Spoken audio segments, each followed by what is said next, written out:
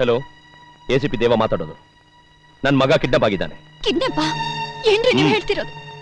ನೋಡಿ, ಇಮಿಡಿಯೇಟ್ ಆಗಿ ಎಲ್ಲ ಕಡೆ ಮೆಸೇಜ್ ಪಾಸ್ ಮಾಡಿ. ಎನಿ ಇನ್ಫಾರ್ಮೇಶನ್ ತಕ್ಷಣ ನನ್ನ ಮನೆ ಕಾಂಟ್ಯಾಕ್ಟ್ ಮಾಡಿ. ನನ್ನ ಮಗನ ಯಾಕ್ರಿ ಕಿಡ್ನಾಪ್ ಮಾಡ್ಬೇಕು? ನಿಮ್ಗೂ ಅವ್ರಿಗೂ ಏನ್ರಿ ದ್ವೇಷ? ಸುನೀತಾ, ನಮ್ ಡಿಪಾರ್ಟ್ಮೆಂಟ್ ಅಲ್ಲಿ ಇದೆಲ್ಲ ಮಾಮೂಲು. ನೀನ್ ಸ್ವಲ್ಪ ಕೂಲ್ ಆಗಿರು. ಕೂಲ? ಹೇಗ್ರಿ ಕೂಲ್ ಆಗಿರೋದು? ಸುನೀತಾ, ಹಲೋ, ಪೊಲೀಸ್ ನಾಯಿಗಳನ್ನ ಬಿಟ್ಟು ನಿನ್ ಮಗನ್ನ ಹುಡುಕ್ಸೋ ತೊಂದರೆ ತಗೋಬೇಡ. ನಿನ್ ಮಗ ನನ್ನ ಹತ್ರ ಸೇಫ್ ಆಗಿದ್ದಾನೆ. ಯಾರೋ ನೀನು? ನನ್ನ ಮಗನ ಕಿಡ್ನಾಪ್ ಮಾಡೋಕೆ ಎಷ್ಟೋ ಧೈರ್ಯ? Control your self officer. ಅಧಿಕಾರ ಇದೆ ಅನ್ನೋ ಅಹಂಕಾರದಲ್ಲಿ ಅರ್ಜೆಂಟ್ ಆಗಿ ಡಿಸಿಷನ್ ತಗೊಂಡ್ರೆ ಅಳೋದ್ ನಿನ್ ಹೆಂಡತಿ, ಅನುಭವಿಸೋದ್ ನೀನು, ಅನಾಥ ಶವ ಆಗೋದು ನಿನ್ ಮಗು. ಯಾವುದೇ ಕಾರಣಕ್ಕೂ ನೀನ್ ಅರೆಸ್ಟ್ ಮಾಡಿರೋ 3 ಜನರನ್ನ ಕೋರ್ಟ್ ಕರ್ಕೊಂಡು ಹೋಗ್ಕೂಡ್ದು. ಏಯ್, ತಿಲ್ಲಿದ್ರೆ ನಿನ್ ತಾಕತ್ತೇನು ಅಂತ ನನ್ ಮುಂದೆ ತೋರಿಸು. Shut up! ಸುಮ್ನೆ ನನ್ನ ಟೈಮ್ ವೇಸ್ಟ್ ಮಾಡಬೇಡ. ಒಳ್ಳೆ ಮಾತಿನಿಂದ ಹೇಳ್ತಾ ಇದ್ದೀನಿ. ನನ್ ಮಾತ್ ಮೀರಿ ಏನಾದ್ರು ಕರ್ಕೊಂಡು ಹೋದ್ರೆ ಏನ್ ಮಾಡ್ತೀಯ? ನಿನ್ ಪಿಂಡ ಬಿಡಕ್ಕಂತ ಹುಟ್ಸಿರೋ ನಿನ್ ಒಬ್ಬನೇ ಮಗನ್ನ ಸಾಯಿಸ್ಬಿಡ್ತೀನಿ. ಸಾಯಿಸ್ಬಿಡು. ನಿಮ್ಗೆ ತಲೆ ಕೆಟ್ಟಿದ್ಯೇನ್ರಿ? ಯಾವನ ನನ್ನ ಮಗನ್ ಸಾಯಿಸ್ತೀನಿ ಅಂತಿದ್ರೆ ಸಲೀಸಾಗಿ ಸಾಯಿಸು ಅಂತಿದ್ದೀರಲ್ಲ, ಏನ್ರಿ ಇದು? ಏನಾಗಿದೆ ನಿಮ್ಗೆ? ನನ್ನ ಪರಿಸ್ಥಿತಿ ಸ್ವಲ್ಪ ಅರ್ಥ ಮಾಡ್ಕೊ. ಬೇಡಿ, ನನ್ ಮುಟ್ಬೇಡಿ. ಸುನಿ, ಕಾಕಿ ಮೇಲಿನ ಪ್ರೀತಿ ಕಿಂಚಿತ್ತಾದ್ರೂ ನಿಮ್ ಮಗನ ಮೇಲೆ ಇದ್ದಿದ್ರೆ ನೀವೇ ರೀತಿ ಮಾತಾಡ್ತಿರ್ಲಿಲ್ಲ. ನಿಮ್ ಕಳ್ಳ ಪೊಲೀಸ್ ಆಟಕ್ಕೆ ನನ್ನ ಮಗನ್ ಯಾಕ್ರಿ ಬಲಿ ಕೊಡ್ಬೇಕು? ಸ್ವಲ್ಪ ಸಮಾಧಾನ ಮಾಡ್ಕೊ. ಹೇಗ್ರಿ ಸಮಾಧಾನ ಮಾಡ್ಕೊಳ್ಳಿ? ಹೆತ್ತ ಮಗ ಸಾವು ಬದುಕಿನ ಜೊತೆ ಹೋರಾಡ್ತಿರೋದನ್ನ ನೋಡಿ ಸಮಾಧಾನ ಮಾಡ್ಕೊಳ್ಳ? ಇಲ್ಲ, ಮನೆಗ್ ಮಾರಿ ಊರಿಗೆ ಉಪ್ಕಾರಿಂತ ಗಂಡನ್ ಕಟ್ಕೊಂಡಲ್ಲ, ಆ ತಪ್ಪನ್ ಸಮಾಧಾನ ಮಾಡ್ಕೊಳ್ಳ? ನೋಡಿ, ನನಗೆ ನನ್ನ ಮಗ ಬೇಕು. ಅವನನ್ನ ಸಾಯಿಸೋದಕ್ ಮುಂಚೆ ನನ್ ಸಾಯಿಸ್ಬಿಡಿ. ಆಮೇಲೆ ನಿಮ್ಮನ್ನ ಕೇಳೋದಕ್ಕೆ ಯಾರು ಇರೋಲ್ಲ. ಹೋಗಿ ಹೋಗಿ ಸ್ವಂತ ಮಗನ್ನ ಬಲಿ ಕೊಡೋಷ್ಟು ನೀಚ್ ಕೆಲ್ಸಕ್ಕೆ ನೀವ್ ಇಳ್ದಿದ್ದೀರಲ್ಲ, ನೀವು ಒಬ್ಬ ತಂದೆನ? ಇನ್ನು 9 ತಿಂಗಳು ವೇಟ್ ಮಾಡು. ನಿನಗೆ ಇನ್ನೊಂದು ಮಗು ಕೊಡು ಗಂಡಸ್ತನ ನನಗಿದೆ. ಮಗನ್ಗೋಸ್ಕರ ಕರ್ತವ್ಯನ ಬಲಿ ಕೊಡೋಕೆ ತಯಾರಿಲ್ಲ. ನಿನ್ ಮಗನಿಗೆ ನೀನು ತಾಯಿ ಆಗೋಕ್ ಮುಂಚೆ ಒಬ್ಬ ಪೊಲೀಸ್ ಆಫೀಸರ್ಗೆ ಹೆಂಡತಿ ಅನ್ನೋದನ್ನ ಮರಿಬೇಡ.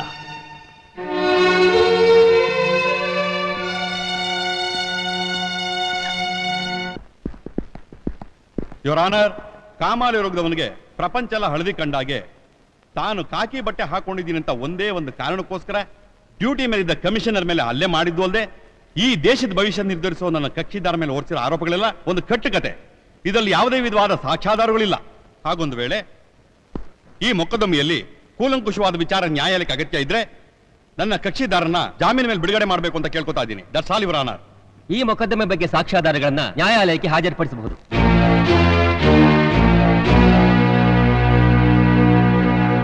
ಸರ್, ಇವರಿಗೆ ಬೇಲ್ ಕೊಡೋ ಬದಲು ರಿಲೀಸ್ ಮಾಡೋದೇ ಒಳ್ಳೇದಂತ ನನಗನ್ಸುತ್ತೆ. ಏನ್ ಹೇಳ್ತಾ ಇದ್ದೀರಾ?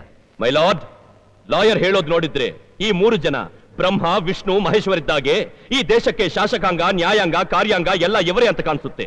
ಇಂಥವ್ರನ್ನ ಒಳ್ಳೇರು ಅಂತ ವಾದ ಮಾಡಿ ಸಂಪಾದನೆ ಮಾಡೋದ್ಕಿಂತ ತಾಳ ಹಾಕೊಂಡು ಕೂತಿದ್ರೆ ಒಳ್ಳೆ ಸನ್ಮಾನ ಸಿಗ್ತಾ ಇತ್ತು.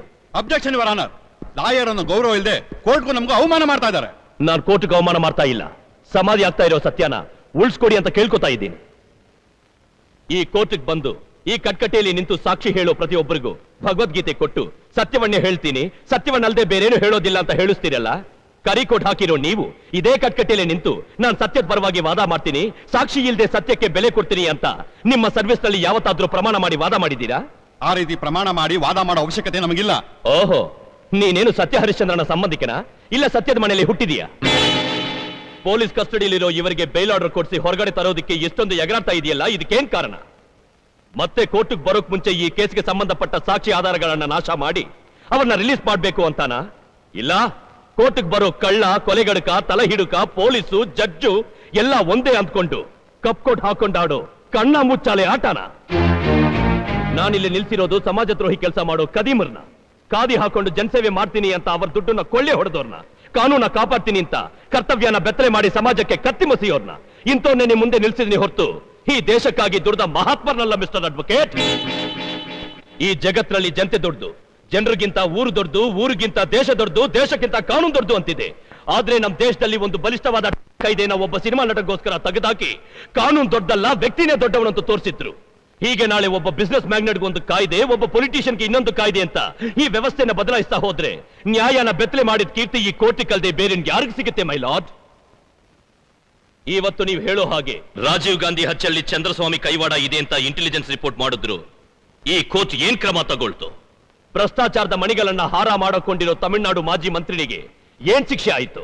950 ಕೋಟಿ ಧನದ ಭೂಸ ತಿಂದ ಬಿಹಾರಿಗೆ ಎಷ್ಟು ದಿನ ಜೈಲಲ್ಲಿಟ್ರಿ? ನಾಳೆ ಅರೆಸ್ಟ್ ಆದ್ರೆ ವೀರಪ್ಪನ್ಗೆ ಈ ಕೋರ್ಟ್ ಬೇಲ್ ಕೊಡಲು ಅನ್ನೋದಕ್ಕೆ ಏನ್ ಗ್ಯಾರಂಟಿ? ಇಂಥವರಿಗೆ ಶಿಕ್ಷೆ ಕೊಡೋ ತಾಕತ್ತು ಈ ಕೋರ್ಟ್ಗಿದೆಯಾ ಇಲ್ಲ ಈ ಗವರ್ಮೆಂಟ್ಗಿದೆಯಾ? ಅದಕ್ಕೆ ಯಾವುದೇ ವಿಧವಾದ ಸಾಕ್ಷಿನೂ ಇಲ್ಲ, ಆಧಾರನೂ ಇಲ್ಲ. ಈ ದೇಶಕ್ಕೆ ಸ್ವಾತಂತ್ರ್ಯ ಬಂದು 50 ವರ್ಷ ಆಯಿತು. ಈ 50 ವರ್ಷದಲ್ಲಿ ನಾವೇನ್ ನೋಡಿದೀವಿ? ದಿನ ಬೆಳಗಾದ್ರೆ ಪೇಪರ್ ಟಿವಿನಲ್ಲಿ LTT ಗ್ರೂಪ್ ಅಷ್ಟು ಜನ ಕೊಲೆ ಮಾಡಿದ್ರು, ನಕ್ಸಲೈಟ್ಸು ಹಳ್ಳಿ ಹಳ್ಳಿ ಧ್ವಂಸ ಮಾಡಿದ್ರು, ಅಲ್ಲಿ ಮಸೀದಿಗೆ ಬೆಂಕಿ ಇಟ್ರು, ಇಲ್ಲಿ ದೇವಸ್ಥಾನಕ್ಕೆ ಬಾಂಬ್ ಹಾಕಿದ್ರು. 3 ದಿನ ಬಂದು 8 ದಿನ 144 ಸೆಕ್ಷನ್ ಇದನ್ನ ಬಿಟ್ರೆ ಒಬ್ಬ ಭ್ರಷ್ಟ ರಾಜಕಾರಣಿ ಆಗ್ಲಿ ದುಷ್ಟ ಶ್ರೀಮಂತನಿಗಾಗ್ಲಿ ಇಲ್ಲಿರೋ ಲಾಯರ್ಗಳಲ್ಲಿ ಯಾರಾದ್ರೂ ಒಬ್ರು ಶಿಕ್ಷೆ ಕೊಡ್ಸಿದೀವಿ ಅಂತ ಏನೇ ತಟ್ಕೊಂಡು ಹೇಳಿ, ಈಗಲೇ ಈ ಕಾಕಿ ಬಿಚ್ಚಾಕಿ ಅರ್ಧ ಮೀಸೆ ಬೋಳಿಸ್ತೀನಿ. ಕೊನೆಯದಾಗಿ ಒಂದೇ ಒಂದು ಮಾತು ಹೇಳ್ತೀನಿ. ನಾನು ಹ್ಯಾಂಡ್ಲ್ ಮಾಡ್ತಾ ಇರೋದು ನಿಮ್ ಹಾಗೆ ನಿಮ್ ಜಾಗದಲ್ಲಿ ಕೂತು ನ್ಯಾಯಕ್ಕೆ ಕಣ್ಣಾಗಿದ್ದ ನ್ಯಾಯಮೂರ್ತಿ ಮಿಸ್ಟರ್ ಅಮರ್ನಾಥ್ ಅವರದು. ನೀವು ಕೊಡೋ ಜಡ್ಜ್ಮೆಂಟ್ ನಲ್ಲಿ ಅಂತ್ಯನೂ ಇದೆ, ಆರಂಭನೂ ಇದೆ. ಅದು ನ್ಯಾಯದ್ದೋ ಇಲ್ಲ ಅನ್ಯಾಯದ್ದೋ ನೀವೇ ನಿರ್ಧಾರ ಮಾಡಿ.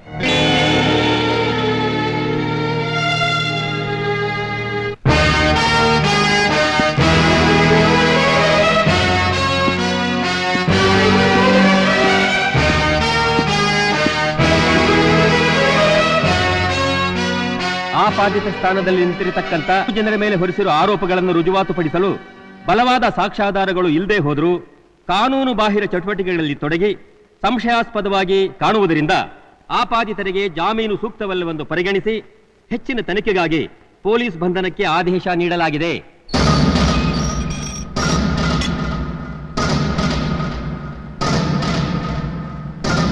This is Karnataka police.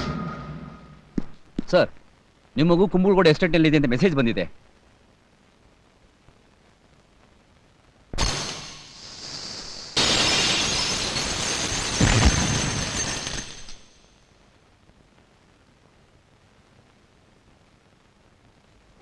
Daddy,